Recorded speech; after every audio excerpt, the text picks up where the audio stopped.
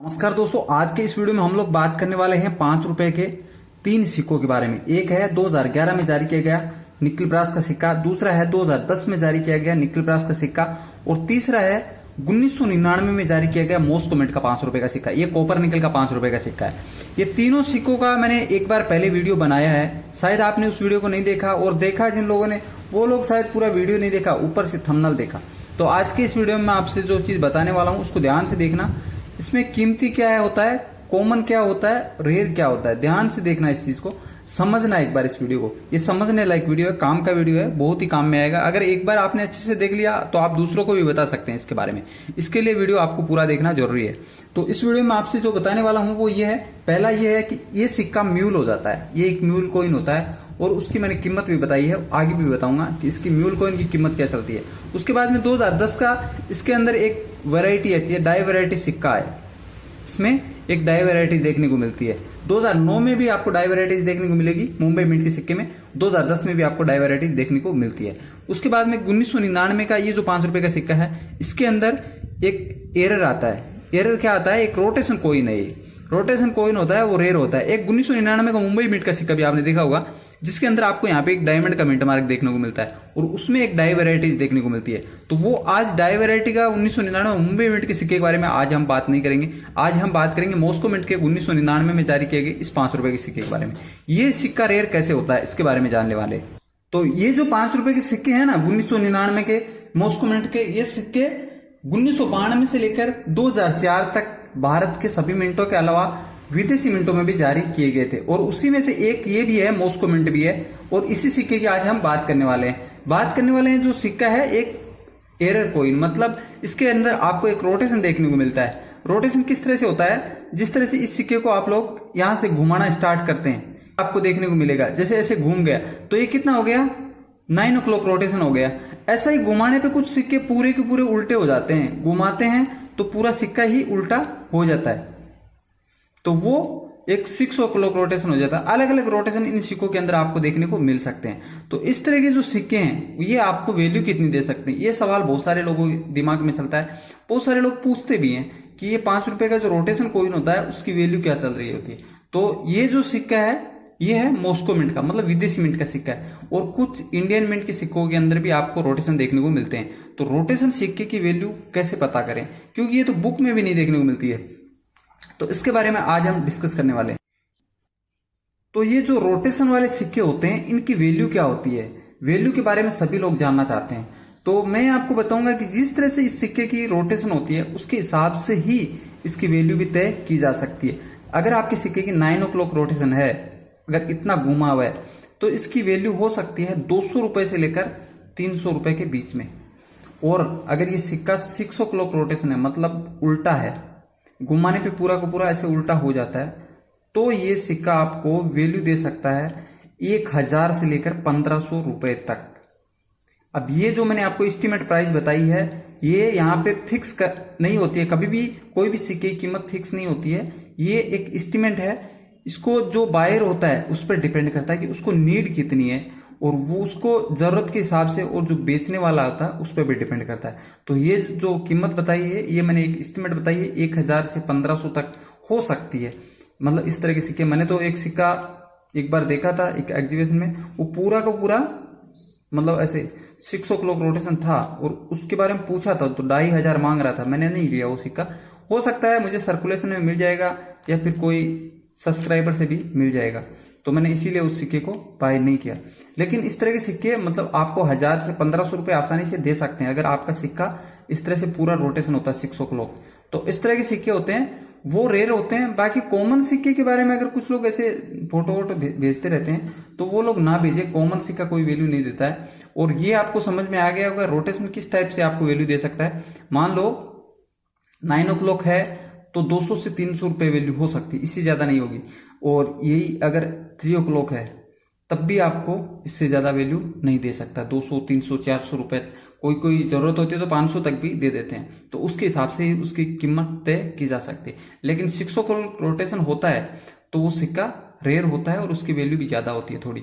बाकी सिक्के की कंडीशन सब कुछ देखा जाता है। तो मुझे उम्मीद है कि इस सिक्के की जानकारी आपको अच्छे से समझ में आ गई होगी। अब बात कर लेते हैं 2011 के इस म्यूल कॉइन के बारे में। ये सिक्का कॉमन सिक्का है, मेरे हाथ में देख रहे हैं ये निकल ब्रास का सिक्का है। 2011 में जारी किया गया था इस सिक्के को। इस सिक्के का वजन होता है 6 ग्राम और साइज होती है 23 mm और थिकनेस होता है सिक्के का 1.9 mm। इसमें आपको एक म्यूल वैरायटी देखने को मिलती है।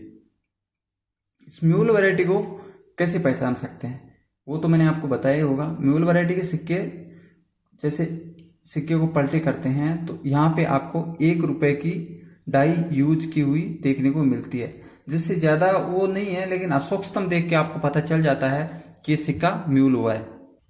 जैसे आप इस सिक्के को देखेंगे तो इसकी डाई इस सिक्के में यूज कर ली जाती है, ऐसा कुछ होता है, जिसकी वजह से ये जो सिक्का होता है इसका अशोकस्तंभ और इसका अशोकस्तंभ मैच नहीं होता है, दोनों में थोड़ा सा फर्क होता है और उसकी वजह से वो सिक्का म्यूल होता है। तो म्यूल सिक्के की पहचान यही है कि अगर आप 2011, 12, 13 इन सिक्कों को देखोगे तो आपको इसके अंदर 1 रुपए के इस सिक्के की डाई यूज की हुई देखने को मिलेगी ओवर साइड में, जिससे आपको पता चल जाएगा, क्योंकि थोड़ा सा साइज में भी फर्क होता है, ऐसी बात नहीं है। इस तरह से ये म्यूल देखने को मिलेगा तो बाहर का रिम से भी पता चलता है और साथ में अशोक स्तंभ से भी पता चल जाता है। अब यहाँ पे कीमत की बहुत वो होती है, बहुत सारे लोगों को यही जानना होता है कि आखिर म्यूल कॉइन की कीमत क्या होती है, क्योंकि बाकी सिक्कों की जो वैल्यू होती है वो बुक में देख लेते हैं, लेकिन ये जो म्यूल कॉइन होती है इनकी बुक में आपको प्राइस नहीं देखने को मिलती है। कुछ सिक्कों की मिल भी जाती है, ऐसी बात नहीं है।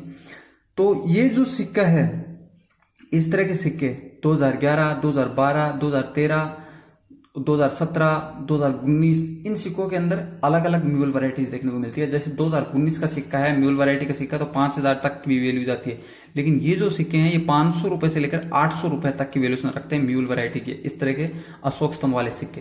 तो 500 से 800 मिल सकते हैं, ये डिपेंड करेगा आपकी सिक्के की कंडीशन, और जो खरीदने वाला होता है वो भी बहुत सारा डिपेंड करता है कि वो कितने में आपसे खरीद लेता है। अगर किसी को ज्यादा जरूरत है तो ज्यादा दे सकता है, नहीं तो वो उतनी वैल्यू नहीं देगा। तो इस तरह से आप इस सिक्के को पहचान सकते हैं। बाकी जो ज्यादा घिसा पेटा सिक्का होता है तो 300-400 का भी नहीं हो, इस तरह से इसकी वैल्यू रहती है। म्यूल तो आप समझ गए, मतलब ये वाला होता है, ये अशोक स्तंभ नहीं देखने को मिलेगा, वहां पे ये वाला अशोक स्तंभ देखने को मिलेगा। अब इसके बाद में बात कर लेते हैं 2010 के सिक्के के बारे में। ये है 2010 का 500 रुपए का सिक्का। ये सिक्के भी कुछ हद तक वैल्यूशन रखते हैं, लेकिन अभी के टाइम पर इन सिक्कों में बिल्कुल भी वैल्यू नहीं मिलती है। अगर कोई रोटेशन वगैरह है सिक्के में या फिर डाई शिफ्टिंग वगैरह है तो उसके हिसाब से उसकी थोड़ी वैल्यू हो सकती है। बाकी इन सिक्कों के अंदर एक डाई वैरायटी देखने को मिलती है, जो कि फर्स्ट में जब ये सिक्के आए थे तो बहुत कम, मतलब एक डाई वैरायटी बहुत कम देखने को मिलती थी, और दूसरी वाली मतलब तो जब ये फर्स्ट में ये सिक्के निकले थे उस टाइम पे इन सिक्कों के अंदर एक वैरायटीज कम देखने को मिलती थी और दूसरी वाली ज्यादा देखने को मिलती थी। जैसे यहाँ पे 10 के नीचे एक डंटी होती है, जो कि एक इसमें आपको नीचे वो नहीं देखने को मिलती है। तो कुछ इस तरह से ये डाई वैरायटीज आई थी इन सिक्कों के अंदर 2010 के सिक्कों में, तो वो फर्स्ट में उतने नहीं देखने को मिलती थी। तब इन सिक्कों की वैल्यू 200, 300, 250 रुपए तक भी हो गई थी एक बार फर्स्ट में आए तब। और उसके बाद में ये पूरा का पूरा लौट ही आ गया, या फिर मतलब ये सिक्के काफी ज्यादा मात्रा में देखने को मिले, और आज के टाइम पर इन सभी सिक्कों की सेम ही वैल्यू है, मतलब 5 रुपए ही है। यूएनसी कंडीशन का सिक्का परचेज करेंगे तो 25 रुपए तक देने पड़ सकते हैं, 20 से 25 रुपए तक। बाकी 5 रुपए से ज्यादा इस सिक्के की वैल्यू नहीं है। तो ये 2010 के सिक्के जो लोग लेके बैठे हैं और इनको सेल करने के बारे में सोच रहे हैं, बहुत सारे लोग फोटो भी सेंड करते रहते हैं, तो ये देखिए समझे पहले कि रेयर है या फिर कॉमन है। कॉमन है तो नहीं बिकता है, ये जो सिक्का है ये कॉमन है तो कॉमन नहीं बिकेगा। अगर शिफ्टिंग है तो थोड़ी वैल्यू मिल सकती है। अब मैं आपको एक चीज और बता देता हूँ, शिफ्टिंग का मतलब ये नहीं है कि इतना सा शिफ्ट हुआ है, इसमें भी डाई शिफ्ट हुई है थोड़ी सी, लेकिन इस तरह से शिफ्टिंग होता है ये आपको ज्यादा से ज्यादा 10, 12, 20, 25 रुपए दे सकता है, इससे एक्स्ट्रा नहीं देगा। लेकिन यही सिक्का अगर यहाँ से शिफ्ट होता है, हो जाता है यहाँ तक, तो हो सकता है सिक्का 300, 400, 500 रुपए का सिक्का बन जाता है। इस तरह से मतलब उसकी तो उसके हिसाब से ही वैल्यू तय की जा सकती है, जिस तरह से डाई शिफ्ट होती है सिक्के में। बाकी कॉमन सिक्के की वैल्यू नहीं है, डाई वैरायटीज जो सिक्के हैं उनकी कोई खास वैल्यू नहीं है।